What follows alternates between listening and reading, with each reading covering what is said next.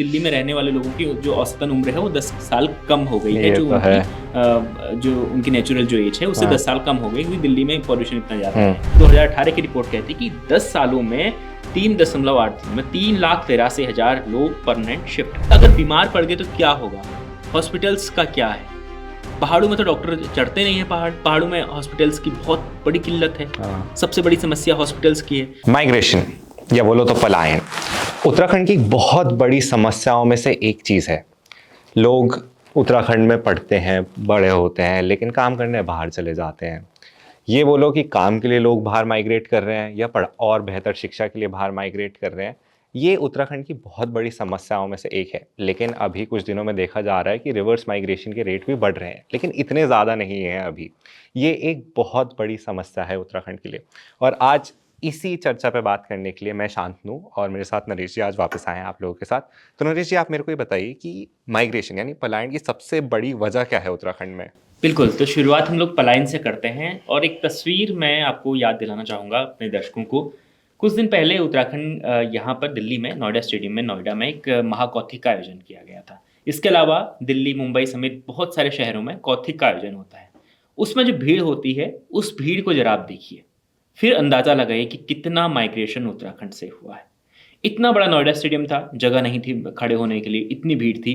ये दिखाता है कि कितने लोग माइग्रेट हो चुके हैं।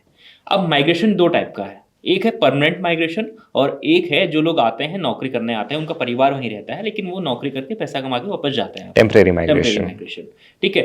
लेकिन 90s के दौर में, जब 1990 से लेकर 2000 के दौर में, 2005 तक या 10 तक सबसे ज़्यादा माइग्रेशन हुआ, और वो कंप्लीट माइग्रेशन था। लोग उत्तराखंड से निकले, उन्होंने अपने नौकरी के लिए बाहर आए, वहीं पर ज़मीनें खरीदी, वहीं बस गए। अब उनके बच्चे वापस नहीं जाना चाहते हैं। बहुत कम लोग हैं रिवर्स माइग्रेशन जो लोग कर रहे हैं। मैं आपको बता दूं कि पिछले 4 सालों में 6282, ये एक डेटा है, सरकार का डेटा है, रिवर्स पलायन आयोग जो है उसका एक डेटा है कि 6200 के करीब लोग ही वापस आए हैं। लेकिन पिछले 4 सालों में जिन्होंने उत्तराखंड के गांव छोड़े हैं, उनकी संख्या लाखों में है। आप हैरान हो जाएंगे इस बात को देखकर। और सबसे बड़ी समस्या है, अब बात करते हैं कि लोग क्यों छोड़ रहे हैं, क्या मजबूरी है। देखिए, दो चीज़ें होती हैं।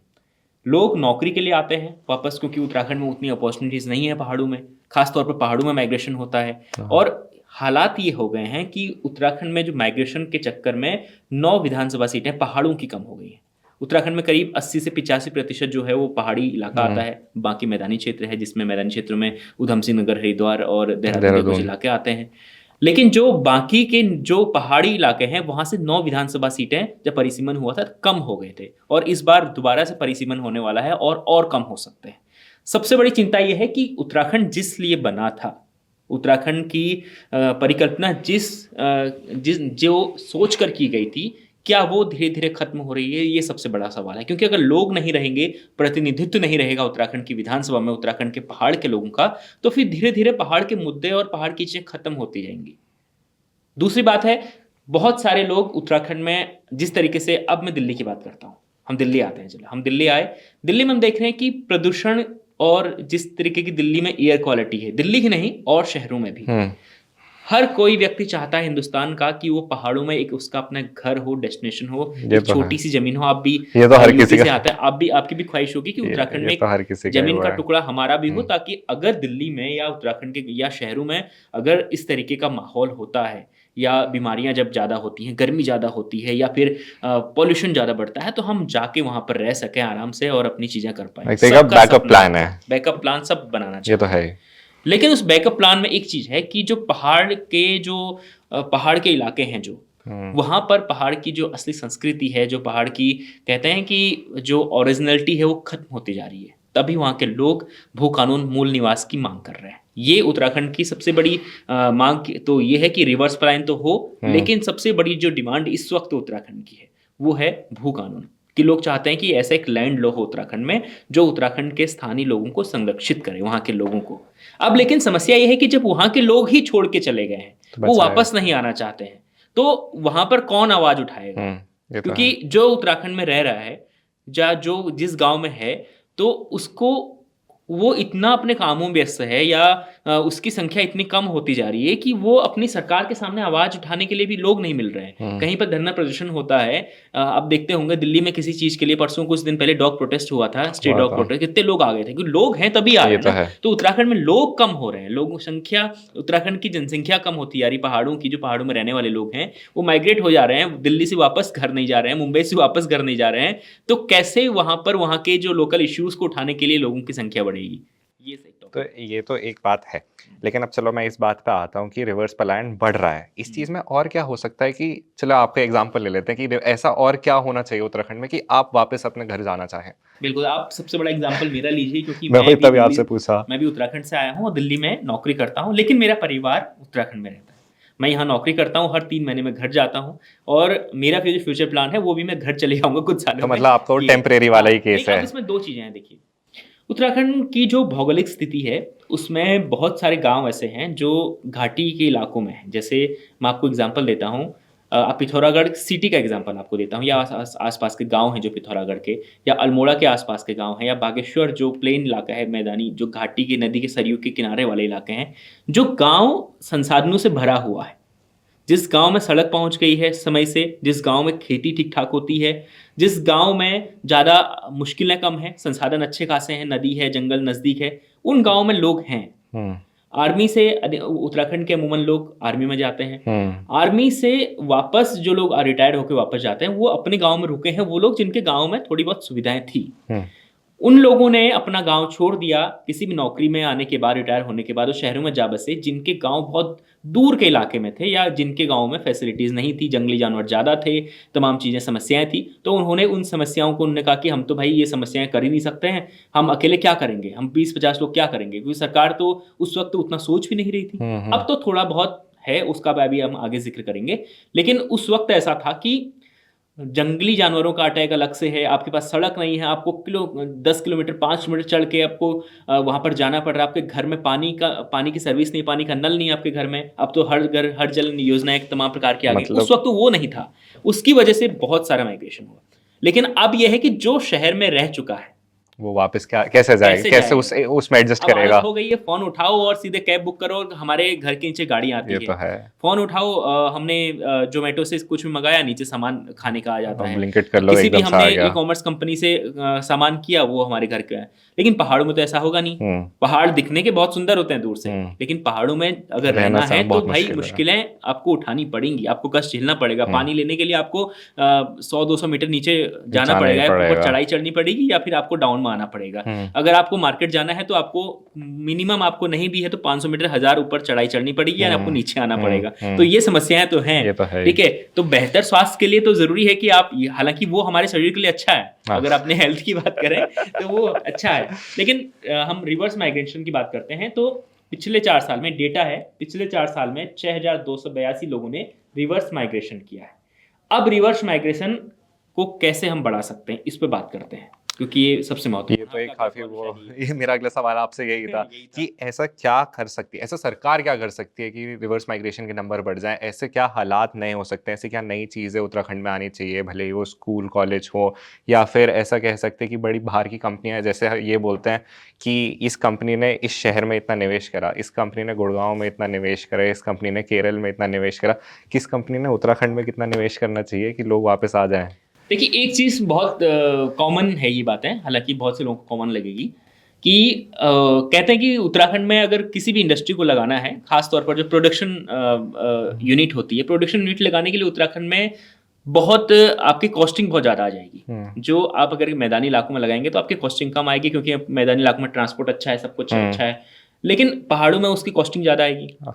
लेकिन जो सॉफ्टवेयर कंपनी है, जो इंटरनेट से चलती हैं कंपनियां, चाहे हम कहें कि डिजिटल न्यूज़ प्लेटफॉर्म हम जिसमें काम करते हैं उनकी बात कर लें, या फिर हम जो क्या बोलते हैं, इंफोसिस, या फिर इस प्रकार की कंपनी की, विप्रो जैसी कंपनियों की बात कर लें। अगर उस प्रकार की कंपनियां जो इंटरनेट के जरिए अपना काम करती हैं, जो ई कॉमर्स सर्विस कंपनियां हैं इस टाइप से, अगर वो कंपनी पहाड़ में रहें, क्योंकि इंटरनेट तो फैसिलिटी तो है ही, अब वो हो चुका है, आपको वहाँ पर ट्रांसपोर्टेशन की जरूरत नहीं पड़ती है। अगर वो कंपनियां वहां पर अगर शिफ्ट हों, ठीक है, तो एक तो उनके एम्प्लॉयज़ को है, वो एक अच्छा आपको क्लाइमेट मिल जाएगा, एक अच्छी चीज़ें होगी, और जो पहाड़ के लोग वहाँ पर काम कर रहे हैं, उनको माइग्रेशन नहीं करना पड़ेगा, अपने शहर में उनको या अपने हिल स्टेशन में उनको काम मिल सकता है। एक चीज़ ये ऐड मतलब ये करनी तो ये चाहिए। कह सकते हैं कि पहाड़ों के लोग भी पहाड़ में हाँ, रहेंगे, कैसे उल्टा हो जो सकता है? शहर के लोग हैं बिल्कुल। वो भी पहाड़ों में हाँ, आएंगे। अब बात करते हैं इसकी सरकार क्या कर रही है। क्या कर रही है? सरकार ने, मैं आपको बता दूं कि बहुत सारी योजनाएं चलाई हुई हैं, ठीक है, जिसमें मुख्यमंत्री पलायन रोकथाम योजना है, उसके अंदर होता है कि जिस गांव में बहुत ज़्यादा माइग्रेशन हो रहा है, ठीक है, उस गांव में तरह तरह के वहाँ रोजगार के लिए स्कीमें चलाई जाती हैं, लोन दिए जाते हैं, सस्ते ऋण दिया जाता है, सस्ते किस्तों में लोन दिया जाता है, चाहे वो किसी भी वो लोकल बिजनेस खोलने के लिए हो, ठीक है। इसके अलावा बॉर्डर टूरिज्म को बढ़ाने के लिए सरकार प्रयास कर रही है। बॉर्डर टूरिज्म जैसे? बॉर्डर टूरिज्म मतलब जो उत्तराखंड के बॉर्डर वाले इलाके हैं, जैसे आप माड़ा गांव का एग्जांपल लेते हैं, या फिर आप उत्तरकाशी के गांव का एग्जांपल लेते हैं, धारचूला में, जैसे धारचूला के जो बॉर्डर इलाके हैं पिथौरागढ़ के, जहाँ पर आदि कैलाश रूट है, वहाँ पर सड़क की व्यवस्था करना, वहाँ पर छोटे छोटे होम स्टे के लिए लोन देना लोगों को, तो उससे क्या होगा, टूरिज्म को खींचने की कोशिश है। होम स्टे के लिए लोन देना, खास सबसे ज्यादा उत्तराखंड में विस्तार पिछले 5 या 6 सालों में हुआ है, तो वो होम स्टेज का हुआ है। सबसे ज्यादा होम स्टे बढ़े हैं। होम स्टे के लिए सरकारी स्कीम भी है उत्तराखंड सरकार की, कि होम स्टे के लिए अच्छे कम ब्याज की दरों में लोन भी मिल जाता है आसानी से। तो ये चीज़ें हैं। इसके अलावा वेडिंग डेस्टिनेशन को वहाँ पर इम्प्रूव करने के लिए, या वेडिंग डेस्टिनेशन बनाने के लिए, उसका विस्तारीकरण करने के लिए भी सरकार प्लान कर रही है। और एक चीज़ है कि एक उत्तराखंड के सांसद हैं पौड़ी गढ़वाल से, अनिल बलूनी साहब जी। अनिल बलूनी जी ने एक मुहिम शुरू की थी कुछ टाइम पहले, कि अपना गांव अपना वोट, अपना वोट अपना गांव। तो इस तरीके से अपना वोट अपने गांव, हाँ, इसका ये नाम है। अपना वोट अपने ही गांव में होगा। तो उन्होंने सबसे बड़ा एग्जांपल खुद का सेट किया। वो पहले दिल्ली में वोट करते थे, अब वो उन्होंने अपने यहाँ से नाम कटवा के उन्होंने उत्तराखंड में कराया। तो उनका कहना था कि हम लोग ज़्यादा से ज़्यादा लोगों को कहें कि लोग जो बाहर हैं, विदेशों में हैं, कि वो वापस अपने गांव में अपना वोट शिफ्ट करें, और चाहे 30 त्योहार हो तो उस मौके पर अपने गांव जाएं, ताकि गांव के प्रति उनका जो इमोशन टच है वो वापस आए, और वो फिर अपनी जॉब को, या फिर जब वो रिटायर होते हैं तो वापस गाँव आए। तो इसको हम एक तरीके से ये तो कह सकते हैं कि तो बहुत बढ़िया एक मूवमेंट है जिसमें कि अपना वोट अपने गांव में आके दें। लेकिन अगर मैं आपसे पूछूं कि आप अपना वोट डालने एक दिन की छुट्टी लेके अपने गांव जाएंगे और आएंगे, तो ये एक इंडिविजुअल इंसान के लिए बहुत बड़ी मुश्किल वाली बात भी हो सकती है। इसलिए वो अपने उसके लिए वो चाहेगा अपना वोट हो। ये तो चलिए एक बात और हो गई। दूसरी बात ये थी कि हमने बात करी कि कंपनियां नहीं आ सकती, मतलब जिसे एक तरीके से बोलते हैं स्वशक्तिकरण, कि लोगों ने होम स्टे बनाए, लोगों ने वहाँ पे टूरिज्म बढ़ाया। तो उत्तराखंड का अपना अलग तरीका है। हम ये नहीं बोल सकते लोग वहाँ पे वहाँ अपना बस्ता उठा के डेली ऑफिस में जाके लैपटॉप खोल के काम करें। वहाँ लोगों का अपना अलग तरीका है, कंडीशंस इस हिसाब की हैं। तो एक मेरा आखिरी सवाल ये रहेगा कि ये सारी चीज़ें होने के बावजूद भी एक लाइफस्टाइल जिसे हम कहते हैं रहने सहने का तरीका, क्या ये एक बहुत बड़ी रुकावट बन सकती है लोगों के लिए? क्योंकि यहाँ पे तो रह के लोगों का लाइफस्टाइल जीवन शैली बहुत तेज़ बढ़ चुकी है, और वहाँ पे रह के एकदम वापस धीमी पड़ जाएगी। देखो, यहाँ की लाइफस्टाइल बहुत तेज है, लेकिन वो बहुत तेजी से आगे बढ़ रही है, वो खत्म भी जल्दी होती है। आप दिल्ली में, अगर आप दिल्ली में देखेंगे तो हवा कुछ टाइम पहले पानी। एक रिसर्च आई थी कि दिल्ली में रहने वाले लोगों की जो औसतन उम्र है वो 10 साल कम हो गई है, ये जो तो है। जो उनकी नेचुरल जो एज है उससे 10 साल कम हो गई, क्योंकि दिल्ली में पॉल्यूशन इतना ज़्यादा है। तो अब ये देखिए, अब उत्तराखंड में एक बड़ी समस्या, देखिए एक अच्छा पॉइंट पहले बताता हूँ आपको। कोविड जब आया उत्तराखंड में, तो सबसे ज्यादा लोग कोविड के वक्त वापस गांव लौटे। कोविड में पता चला कि उत्तराखंड में कितना माइग्रेशन हुआ है, बॉर्डर इलाकों में पता चल रहा था। जो उत्तराखंड में जब एंट्री करते हैं लोग, वहां पर चेकिंग जब हो रही थी, वहां पर पता लग रहा था कि उत्तराखंड के कितने लोग बाहर हैं, क्योंकि विदेशों में थे या भारत के किसी भी कोने में थे, लोगों ने कोशिश की, क्योंकि होटल इंडस्ट्री बंद हो गई थी। सबसे ज्यादा लोग उत्तराखंड के आर्मी के बाद होटल इंडस्ट्री में हैं, ठीक है, तो वो बंद हो गई थी, वापस लोग घर की ओर जा रहे थे। सारे कंपनियों में लॉकडाउन शुरू हो गया था, सब जगह लॉकडाउन था, तो कंपनियों वर्क फ्रॉम होम मिल गया था, तो लोग अपने वापस जा रहे थे। तो उसके बाद कई कंपनियों में वर्क फ्रॉम होम अभी भी चल रहा है। उसकी वजह से ये आप मान के चले कि हर गांव में आपको 5 या 6 लोग ऐसे मिल जाएंगे जो अपने अभी भी अपने घर से वर्क फ्रॉम कर रहे हैं। वो है कोविड के दिन, एक ही बात बता देता हूँ। लेकिन हम लोग जब माइग्रेशन की बात करते हैं, कि लौटने वालों की और जाने वालों की, तो जाने वालों की बात करूं तो 2018 की पलायन आयोग की रिपोर्ट है, उत्तराखंड में पलायन आयोग बनाया गया है। तो उसकी 2018 की रिपोर्ट कहती है कि 10 सालों में 3.8 दिन में 3,83,000 लोग परमानेंट शिफ्ट हुए वापस। वापस नहीं आए, अच्छा, उत्तराखंड वापस छोड़ नहीं के आए। चले गए, पलायन कर लिया, माइग्रेट हो गए 3,83,000। हाँ, उसके बाद 7 सालों में, पिछले 7 सालों में 700 से ज्यादा गांव खाली हो गए और करीब 15 से 20 गांव ऐसे हैं जो भूतिया गांव हो गए, जिसको घोस्ट विलेज आप कहते हैं, जो मतलब कोई नहीं उस गांव में, भूतिया गांव उसको कहा जाता है, जिस गांव में अब कोई नहीं बचा है, बिल्कुल खंडर बन गया है। खंडर बन चुका है, वहां पे कोई रह नहीं रहा है। तो इस तरीके की स्थिति वहां पर हो गई।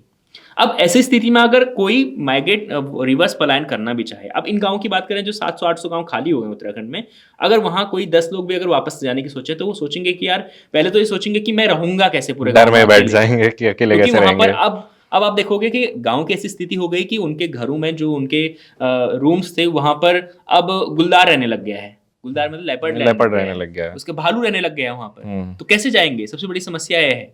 ठीक है, तो इसके लिए एक लार्ज स्केल पर मुहिम चलाने की जरूरत है कि आपको बहुत चीजें डेवलप करनी पड़ेंगी। आपको सबसे ज्यादा काम करना पड़ेगा हेल्थ सेक्टर में। सबसे ज्यादा लोगों का अभी भी वापस न जाने का एक कारण है कि लोग ये सोचते हैं कि नौकरी करते करते दिल्ली में नौकरी कर रहे हैं, मुंबई में नौकरी कर रहे हैं, लेकिन नौकरी के साथ साथ बीमारियां भी और बढ़ते हम जा लोग रहे हैं। अपनी ओर खींच रहे हैं। अपने शरीर में हम बीमारियों को भी बुलावा दे रहे ये तो हैं। है। उसके बाद जब हम लोग यहाँ से वापस जाते हैं तो हम लोग सोचते हैं कि अगर बीमार पड़ गए तो क्या होगा, हॉस्पिटल्स का क्या है। पहाड़ों में तो डॉक्टर चढ़ते नहीं है, पहाड़ों में हॉस्पिटल्स की बहुत बड़ी किल्लत है। हाँ। सबसे बड़ी समस्या हॉस्पिटल्स की है। तो जब वापस जाने वाला शख्स सोचता है कि अगर मैं जाऊंगा या अगर मेरे परिवार में कोई बीमार पड़ जाता है, इमरजेंसी होती है, तो वो कैसे होगा, क्या होगा, कहाँ दिखाएंगे। ये तो क्योंकि है। वहां से वापस आने, मान लीजिए मैं बागेश्वर डिस्ट्रिक्ट का रहने वाला हूँ, मेरे घर से जो मेरा मैं कह सकता हूँ कि जहाँ ठीक ठाक इलाज मिल सकता है, हल्द्वानी, वो करीब 6 या 8 घंटे का रास्ता है। तो 8 घंटे में मुझे ट्रैवल करना पड़ेगा, उसके लिए गाड़ी की व्यवस्था करनी पड़ेगी, सब कुछ करना पड़ेगा। तो ये मुश्किलें होती हैं। तब इंसान सोचता है कि दिल्ली से वापस भी जा रहे हैं तो हल्द्वानी में ही घर बना के वहीं पर रुक जाए। पहाड़ नहीं चढ़ता इंसान, मैदानी इलाकों में ही रुकता है, वापस नहीं जा पाता है। एक प्रॉब्लम। ठीक, दूसरी प्रॉब्लम एजुकेशन। पहाड़ों के जो एजुकेशन सिस्टम है, वो कहा जाता है कि उत्तराखंड का जो स्कूली एजुकेशन हब बहुत बोलते अच्छा है, हैं। लेकिन वो चुनिंदा इलाकों में है। आपको मसूरी में अच्छा मिलेगा, देहरादून में अच्छा मिलेगा, नैनीताल में अच्छा मिलेगा, अल्मोड़ा के कुछ इलाकों में अच्छा मिलेगा, लेकिन वो आपको गाँव के जो स्कूल हैं या फिर आपको बागेश्वर का जो लोकल हिल स्टेशन जो हैं, कपकोट हैं, बागेश्वर, वहाँ पर आपको वो चीज़ें नहीं मिलेंगी। वहाँ पर आपको उतना बढ़िया आपको एजुकेशन नहीं मिलेगा। आप मान लीजिए आपका स्कूली जो शिक्षा है वो अच्छी मिल भी गई तो आपको हायर एजुकेशन वहाँ पर अच्छा नहीं मिलेगा। उसके लिए आपको बाहर वापस जाना आना पड़ेगा। है। दूसरी बात। ठीक, और तीसरी बात आती है हमेशा से रोजगार की बात। ठीक ये है, तो है। और दिल्ली में रह के हर शख्स सोचता है कि रिटायरमेंट के बाद भी कुछ ऐसा हो कि अपने घर का चाय पानी का खर्चा तो मैं निकाल ही लूँ और तो देखा ये तो जाएगा। है। तो इस तरीके की इंसान एक सोच रखता है, तो वहाँ पर उस तरीके की रोजगार नहीं है।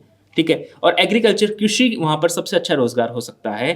कृषि का जो एरिया है वो सबसे ज़्यादा डेवलप उत्तराखंड में किया जा सकता है, क्योंकि उत्तराखंड के जो ऑर्गेनिक प्रोडक्ट हैं उसकी डिमांड हिंदुस्तान में अब सबसे ज़्यादा है। आप कहीं भी जाएंगे उत्तराखंड के ऑर्गेनिक, आपको चाहे वो माल्टा हो, चाहे वो मिलेट्स हो, या फिर जड़ी बूटियों का काम हो, उसकी बहुत ज़्यादा डिमांड है। लेकिन वहाँ पर क्या है कि आपने जंगली जानवर इस तरीके से आपने इतने ज़्यादा बढ़ गए हैं, उसके लिए सरकार कोई रोकथाम कर नहीं रही है, जिसकी वजह से वो इतनी फसल नुकसान कर देते हैं कि वापस इंसान जा ही नहीं पाता, वो अपने गांव में खेती नहीं कर पाता है।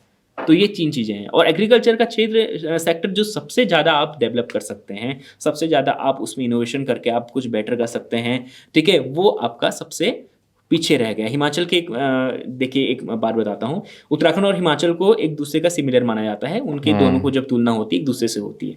तो जो हिमाचल जब बना था, तो हिमाचल में जब बना था तो वहाँ पर क्लस्टर खेती होती है, सारे खेतों को मिला दिया गया था एक तरीके से लोगों को दे दिया। अगर आपके 10 खेत यहाँ हैं, 20 खेत वहाँ हैं, तो एक जगह पे आपको दे दिया गया था। उसको कुछ शब्द में नाम याद नहीं है सारे, मतलब अगर आपकी अलग अलग जगहों पे जमीन है तो उन्हें एक साथ वो कर दिया था। एग्रीकल्चर वहाँ पर किया है। लेकिन उत्तराखंड में ऐसा नहीं है। आपका एक खेत कहीं और होगा, मेरा एक खेत कहीं और होगा, मेरा दूसरा खेत कहीं और है। दूसरी तो इस पहाड़ी वजह से चढ़ के मैं जानी एक पड़ जगह रहा है। ध्यान रखूं कि दूसरी जगह ध्यान रखूं। शख्स तो मैं एक ही हूँ, मेरे परिवार में ज़्यादा से ज़्यादा 4 लोग होंगे, लेकिन मेरे खेत तो 10 जगह हैं, वहाँ मैं ध्यान रखूंगा। मान लो आज मैं इधर हूँ तो उधर कुछ जंगली जानवर घुस गए हैं, मैं उधर आया तो पता चला इधर घुस गए हैं।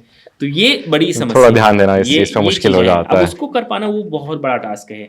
और इसके अलावा मैं आपको बता दूं कि 2018 की जो रिपोर्ट थी पलायन आयोग की, तो जो भूतिया गांव हैं वो 24 गांव तो कंप्लीट भूतिया हो चुके थे। अब तो 2018 से 2026 आ गया है, अब स्थिति और ज़्यादा खराब होगी। चलिए, ये तो कुछ ऐसी चीज़ें थी जो नरेश जी ने मुझे बताई, लेकिन एक चीज़ ज़रूर है जिसको मैंने आपसे पकड़ा कि जिस हिसाब से दिल्ली एनसीआर में हालात ख़राब हो रहे हैं, हवा पानी ख़राब हो रहा है, तो अगर लंबी उम्र पानी है तो उत्तराखंड वापस ज़रूर जाना मेरे हिसाब से, तो ये चीज़ एक तो लाजमी है। चलिए, ये तो थी हमारी आज की चर्चा, बहुत सारी चीज़ें मैंने इनसे सीखी। एजुकेशन है, रोज़गार है, हेल्थ है, इन सारी चीज़ों पे तो सरकार को ध्यान देने की ज़रूरत है। फिर लौटेंगे हम ऐसी किसी इंटरेस्टिंग चर्चा के साथ, तब तक के लिए धन्यवाद।